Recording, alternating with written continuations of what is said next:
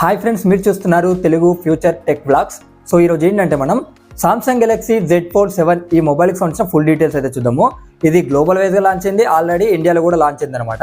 ఓకేనా, ఇప్పుడు ఈ ఫోల్డబుల్ మొబైల్కి సంబంధించిన ఫుల్ కంప్లీట్ డీటెయిల్స్ అయితే చూద్దాము. ఈ మొబైల్ గురించి చాలా మంది కూడా వెయిట్ చేస్తున్నారు అనమాట కొనడానికి కూడా. ఓకేనా, మొత్తం ఇది ఏంటంటే ఫ్లాగ్షిప్ మొబైల్, గుర్తుపెట్టుకోండి.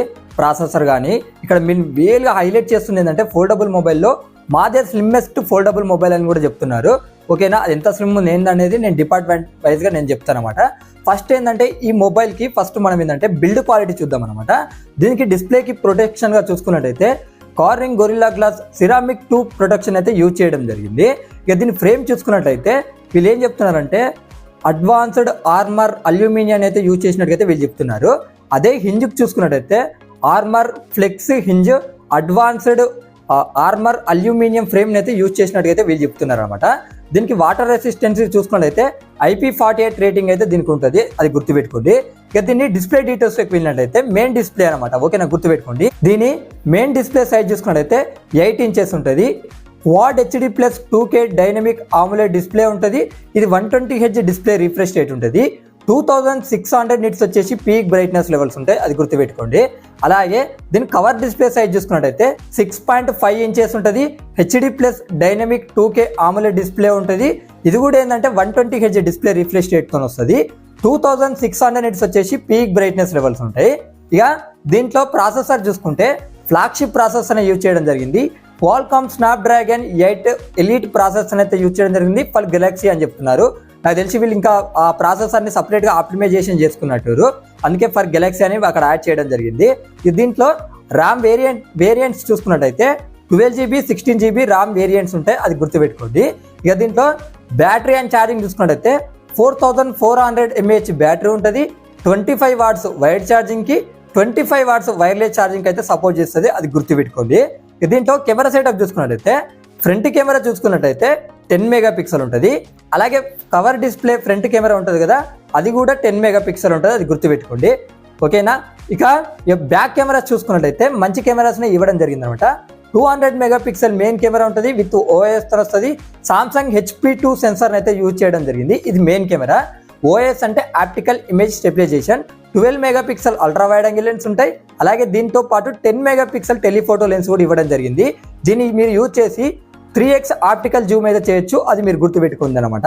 ఇక్కడ ఫోల్డబుల్ మొబైల్ ఉన్న మెయిన్ అడ్వాంటేజ్ ఏంటంటే బ్యాక్ కెమెరాస్ని కూడా ఫ్రంట్ కెమెరాకి అయితే యూజ్ చేసే అవకాశం ఉంటుంది, కాబట్టి ఇది ఒక బెస్ట్ ఆప్షన్ అని మనం చెప్పుకోవచ్చు.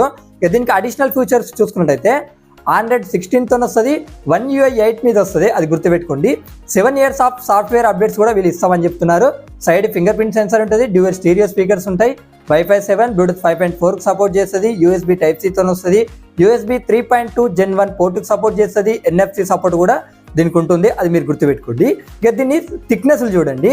ఇక్కడ ఏంటంటే ఫోల్డెడ్ సైడ్ చూసుకున్నట్టయితే 8.9 mm థిక్నెస్ ఉంటుంది.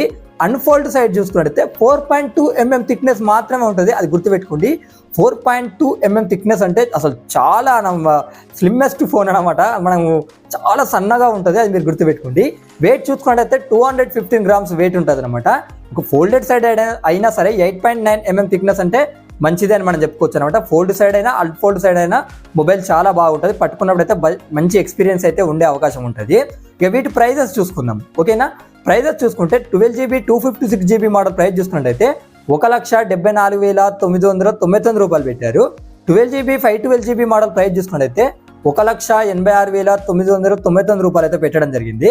అలాగే 16GB 1TB మోడల్ ప్రైస్ చూసుకున్నట్టయితే వీళ్ళు ఏకంగా 2,10,999 రూపాయలు అయితే పెట్టడం జరిగింది. నేను చెప్పిన ఇండియన్ ప్రైజెస్ గుర్తుపెట్టుకోండి. అదర్ ప్రైజెస్ని కన్వర్ట్ చేసి ఇక్కడ చెప్పట్లేదు, మన ఇండియాలో ఏ ప్రైజెస్ పెట్టారో అవే ప్రైజెస్ గురించి ఇక్కడ నేను చెప్పేది. ఇక్కడ వీళ్ళు ఏం చెప్తున్నారంటే ఇప్పుడు మీరు మొబైల్ కొన్న వాళ్ళకి ఏంటంటే, ఇప్పుడు బుక్ చేసుకున్న వాళ్ళకి ఏంటంటే వాళ్ళు ఏం చెప్తున్నారంటే మీకు 256GB వేరియంట్ ప్రైస్ ఉంది కదా, అదే ప్రైస్కి ఏంటంటే మీకు 12GB 512GB వేరియంట్ ఉన్న మొబైల్ని అయితే మీకు ఇస్తామని వీళ్ళు చెప్తున్నారు అనమాట. ఇక్కడ వీళ్ళు ఏం చెప్తున్నారంటే July 12కు ముందు ఎవరన్నా మీరు ప్రీ ఆర్డర్ చేసుకుంటారు కదా, సో ప్రీ ఆర్డర్ చేసుకున్న వాళ్ళకి ఏంటంటే 10,000+ ఓచర్స్ గెలుచుకునే అవకాశం కూడా ఉండే అని వాళ్ళు చెప్తున్నారు అనమాట. ఓకేనా, ఇక్కడ ఏంటంటే ఆల్రెడీ ప్రీ ఆర్డర్స్ కూడా స్టార్ట్ అయినాయి, ప్రీ ఆర్డర్ చేసుకునే వాళ్ళు ఉంటే చేసుకోవచ్చు. ఇక్కడ వీళ్ళు ఏం చెప్తున్నారంటే ఎర్లీ డెలివరీ స్టార్టెడ్ చేస్తారంట, అది కూడా 22 జూలైకి గుర్తుపెట్టుకోండి.